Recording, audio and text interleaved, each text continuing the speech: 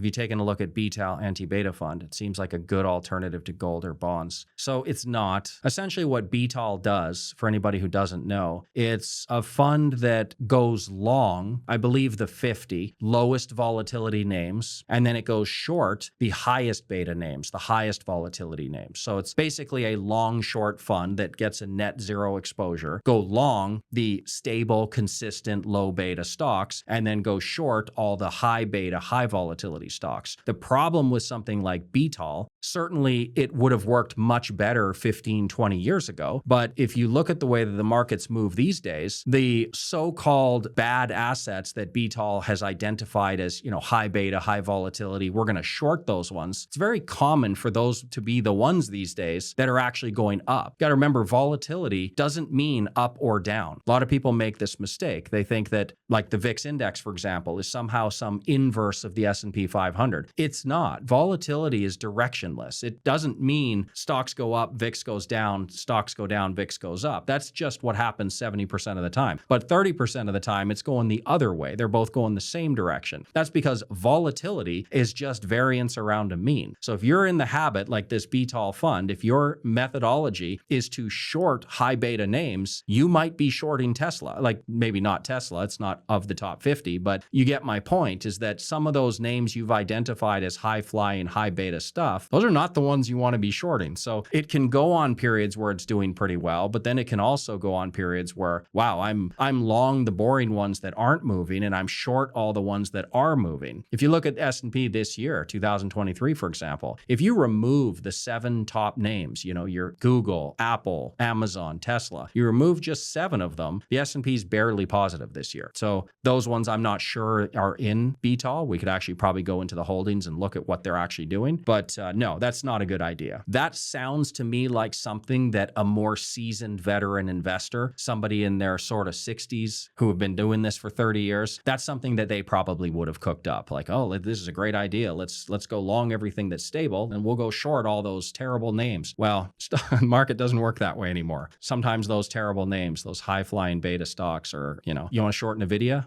Good luck with that. No, it's not a replacement for gold or bonds.